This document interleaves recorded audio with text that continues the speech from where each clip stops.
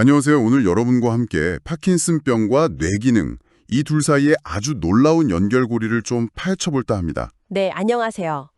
혹시 입안에 사는 미생물이요, 저 멀리 뇌의 인지기능 저하에까지 영향을 줄 수 있다, 이런 생각 해보셨나요? 그게 그냥 막연한 생각이 아니라 최근 연구에서 상당히 구체적인 증거들이 나오고 있습니다.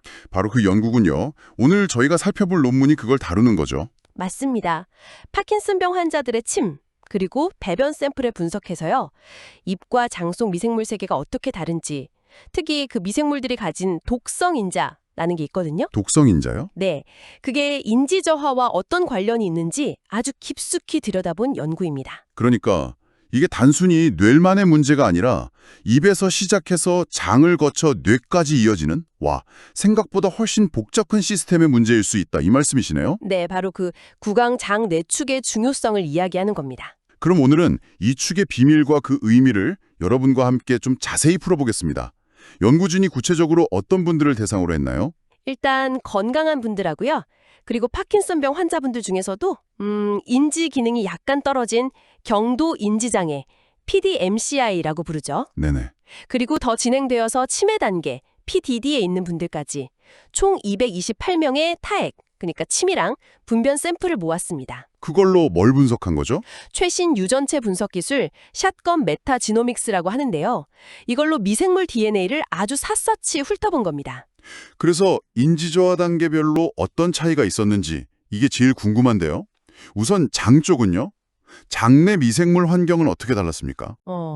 상당히 뚜렷한 차이가 있었습니다. 특히 인지 저하가 가장 심한 PDD 환자 그룹 있지 않습니까? 네. 여기서 장내 미생물 종류의 다양성이 그 이전 단계인 PDMCI 그룹보다 확연히 줄었어요. 다양성이 줄었다는 건 보통 안 좋은 신호로 보죠. 그렇죠. 그리고 건강한 장에 중요하다고 알려진 균들, 예를 들어 부티르산이라는 좋은 물질을 만드는 로즈부리아나 페이칼리 박테리움 같은 균들이 눈에 띄게 확 줄어든 거죠. 고갈됐다고 표현할 정도로요. 유익균은 줄어들고 그럼 뭔가 좀 안 좋은 쪽으로 변화도 있었겠네요. 네, 흥미로운 점이 있었는데요. 비피도박테리움 롱검이라는 균은 PDMCI와 PDD 환자 모두에게서 늘었어요. 그런데 비피도박테리움 아돌레센트스라는 균은 PDD, 그러니까 치매 단계 환자에게서만 두드러지게 증가했습니다. 그건 뭘 의미할까요? 이게 특정 균주가 인지 저하의 특정 단계와 더 밀접할 수 있다는 걸 좀 시사하는 거죠. 그리고 중요한 건 이런 변화 중 일부는 단순히 병을 오래 앓았거나 운동 증상이 심한 것과는 별개로 인지 저하 그 자체와 관련성이 더 높게 나타났다는 점이에요. 운동 능력보다는 인지 능력과 직접적인 관련이 있다. 그럼 장 말고 입안, 구강 쪽 미생물도 봤을 텐데요. 거긴 어땠나요? 네, 구강에서도 비슷한 어떻게 보면 좀 일관된 패턴이 관찰됐어요. PDD 환자들은 구강 미생물의 다양성이나 그 미생물이 가진 유전자 자체의 풍부함, 이런 것들이 감소하는 경향을 보였습니다. 구강에서도 다양성이 줄었군요. 네, 그리고 특히 만성 잇몸병, 치주염과 관련이 있다고 알려진 폴피로모나스 엔도덴탈리스 같은 균이요.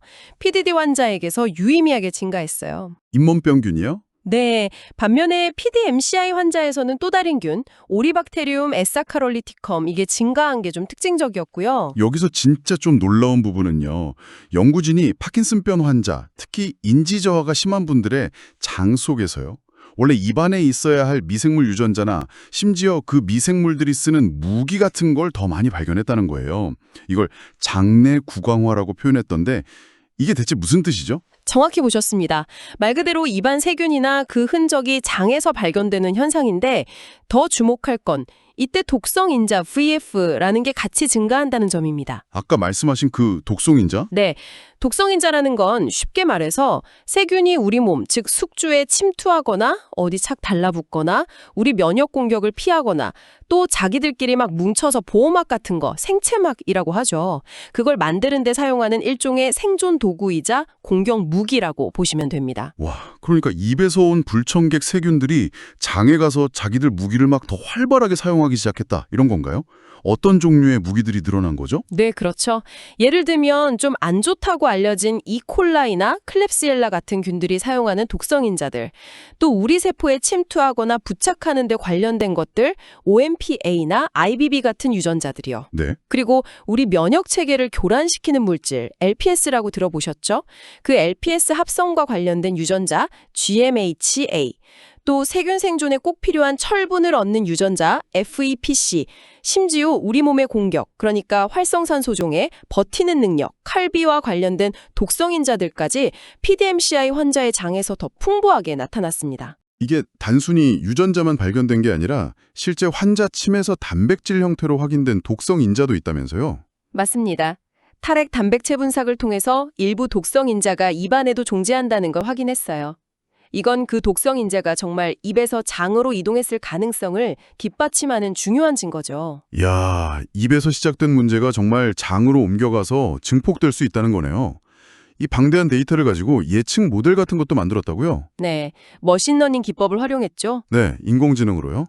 미생물 데이터에다가 나이나 성별 같은 기본 정보를 더했더니 건강한 사람이랑 인지 저하가 있는 파킨슨병 환자를 구별하거나 심지어 PDMCI와 PDD 이 두 그룹을 나누는 예측 정확도가 훨씬 높아졌다고요. 이건 어떤 의미가 있을까요? 그건 바로 이 구강과 장 미생물 정보가 그냥 흥미로운 발견을 넘어서서요. 실제 임상에서 진단 보조나 환자 상태 예측에 유용한 바이오 마커, 즉 생체 지표가 될 잠재력이 크다는 뜻입니다. 바이오마커 가능성이라. 네, 특히 PDD, 즉 치매 단계 예측에는 좋은 균으로 알려진 페이칼리박테리움 프러스니츠나 로스보리아 페이시스 같은 균들이 줄어드는 것, 그리고 아까 말씀드린 아카세르만시아 무시니필라나 비아돌레센티스 같은 특정 균이 늘어나는 것이 아주 중요한 예측 인자로 작용했습니다. 실제로 특정 미생물의 양이 인지기능 검사 점수, 그 MMSE 점수라고 하죠. 그거랑도 연관성을 보였다고요? 네, 그렇습니다. 예를 들어서 유박테리움 렉탈레나 페이칼리박테리움 프러스니치 같은 흔히 유익균으로 분류되는 것들이죠. 이런 균들이 풍부할수록 인지 점수가 높은 경향이 꽤 뚜렷하게 나타났습니다. 이걸 다 종합해서 연구진이 구강 장뇌 축이 대체 어떻게 작동하는지에 대한 전체적인 그림, 일종의 가설을 제시했다고요? 네, 맞습니다. 그 메커니즘을 제안했죠. 그 그림을 한번 설명해 주시죠. 어떤 식으로 입안의 문제가 저 멀리 뇌 기능 저하로 이어질 수 있다는 건가요? 가설은 대략 이렇습니다.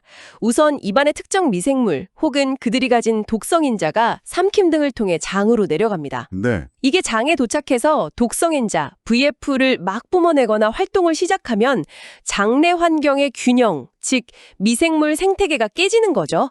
디스바이오시스라고 합니다. 균형이 깨진다. 네, 그러면서 유해균이 늘고 유익균은 줄어들고 이게 심해지면 장벽이 좀 헐거워져요. 장누수, 리키것 상태가 되는 거죠. 그럼 원래는 통과하면 안 되는 세균 조각이나 독성 물질들이 혈액으로 새어나가게 됩니다. 아, 장벽이 뚫리는 거군요. 그렇죠. 그러면 우리 몸의 면역계가 이걸 감지하고 막 염증 반응을 일으키겠죠. 아까 말한 LPS 같은 물질 농도도 올라가고요. 이렇게 증가한 독성인자나 염증 물질들이 혈액을 타고 돌다가 뇌혈관 장벽, BBB라고 하죠. 이 장벽의 기능을 약화시키거나 어쩌면 직접 뇌세포에 영향을 줘서 신경염증을 유발하고 결국 인지기능 저하를 촉진할 수 있다는 겁니다. 와, 정말 입에서 시작된 작은 문제가 나비 효과처럼 번져서 뇌 기능까지 떨어뜨릴 수 있다. 그런 이야기네요. 네, 그런 복잡하고 다층적인 연결 가능성을 제시하는 거죠. 오늘 살펴본 이 연구, 파킨슨병의 인지 저하를 바라보는 시각을 정말 크게 넓혀주는 것 같습니다. 이게 단순히 뇌 자체의 노화나 손상 문제가 아니라 입과 장, 그리고 뇌가 서로 긴밀하게 얽힌 전신적인 문제일 수 있다는 강력한 증거를 보여주는 것 같아요. 네, 핵심은 바로 그겁니다. 구강 건강과 장 건강이 결코 별개의 문제가 아니라는 것. 그리고 이 둘 사이에 미생물 교류, 특히 그들이 만들어내는 독성 인자가 신경 퇴행성 질환, 구체적으로는 파킨슨병의 인지 저하 과정에 우리가 생각했던 것보다 훨씬 중요한 역할을 할 수 있다는 점이죠. 여기서 마지막으로 이런 질문을 던져보게 되네요. 만약 이 구강장 내 충연결고리가 정말 이렇게 작동한다면요. 우리가 혹시 입안 환경을 더 건강하게 관리한다거나 아니면 장으로 이동하는 특정 독성 인자를 포적으로 삼아서 차단하는 방법, 이런 것들이 미래에는 파킨슨병 환자분들의 인지기능 저하 진행을 늦추는 어떤 새로운 치료 전략이 될 수도 있지 않을까요? 충분히 가능한 시나리오입니다. 물론 아직은 연구 초기 단계지만 이 분야의 후속 연구들이 정말 기대되는 이유죠. 잠재력이 아주 크다고 봅니다. 네, 앞으로 밝혀질 내용들이 더 기대됩니다. 오늘 말씀 감사합니다. 네, 감사합니다.